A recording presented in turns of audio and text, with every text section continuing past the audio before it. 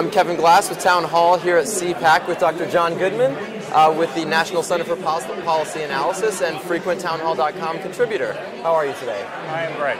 And you're just coming off of a panel discussing healthcare, obviously, and the ability of the conservatives going forward to alter a lot of the Obamacare regulations. So could you tell us a little bit about what you were talking about today? Of course, the ideal is outright repeal. Obamacare is an abomination. It's an attempt to federalize the entire healthcare system. And so the most important thing to do is to repeal it completely. And then we need to think about a better way to reform the healthcare system. That seems to be the crux of the Democrats' opposition to a lot of what Republicans are saying, is that the Republicans don't have an alternative. Do you have any opinions on some of the things that have been floated by conservatives, like Rep. Paul Ryan and Senator John Barrasso?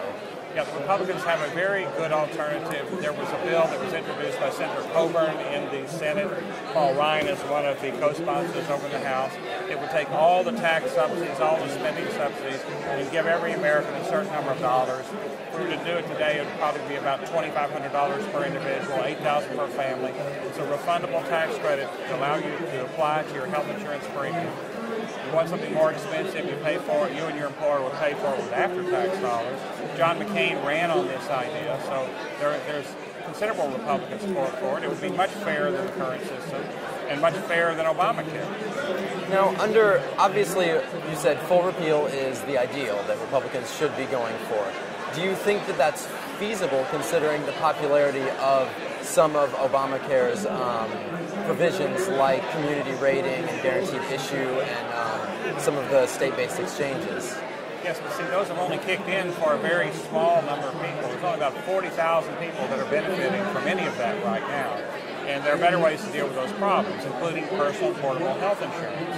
So right now it's illegal for employers to buy insurance for employees that they own and take with them from job to job and then out of the labor market. We need to change that law. And if you have portable insurance, this whole pre-existing condition problem won't arise for most people. That's true. And obviously what's been in the news recently is the HHS rules for employers providing certain services, and in this case contraception. Right. Do you think that, obviously there are many government mandates already in place on a state level. Do you think that it really is an overreach taking it to the federal level? This is a kind of silly decision that could kill Obamacare. People won't remember. You're too young to remember, but Hillary Care suffered from the same kind of problem. Hillary Clinton's staff wanted from the White House to tell every woman in America how often she was going to get a mammogram and how often she was going to get a pap smear.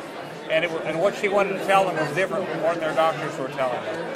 Same problem here. You've got people who just want to regulate everybody's lives and tell them what to do, when these are obviously decisions that should be left to individuals in the marketplace. Now, one of the main Republican pushes right now has been to oppose and attempt to repeal the Independent Payment Advisory Board. Do you feel like Republicans have a credible alternative for limiting Medicare spending? No, I don't think anyone right now has a credible alternative. I think we do, the National Center for Policy Analysis. So we're happy to share it with anybody who wants it. But neither party has understood the kind of fundamental reform we're really going to need. And young people can understand that you're not going to be able to give them the same benefits that you had previously promised, but you have to give them something in return. They need to be able to save to replace those benefits. And senior citizens, you can tell them, well, okay, we can't provide as much, but then you have to let them do things like go to the Minute Clinic or walk-in clinic and pay market prices for less expensive, more accessible care. So it can't be just eat your spinach reform or it will never pass. So we need to free up the market, free the patient, free the doctor, but for the young people, we need to let them, over time, have a private alternative. Now, you mentioned some of what the NCPA is doing on Medicare reform. Do you want to tell us, some of the things that you've been pushing that you maybe wish some of the Democrats and Republicans would wise up to? It works very much like what we talked about doing with Social Security. If workers would put aside 4% of their income every year for a whole work life, they could replace Social Security, and the same thing's true of Medicare. And we need to do that because we cannot afford to pay for all that with the next generation of taxpayers. Yes. Well, that has been our conversation here with Dr. Goodman. Thanks a lot for joining us, and I really hope that some of the NCPA's ideas catch on because you guys do great work. Thank you very much. Thank you.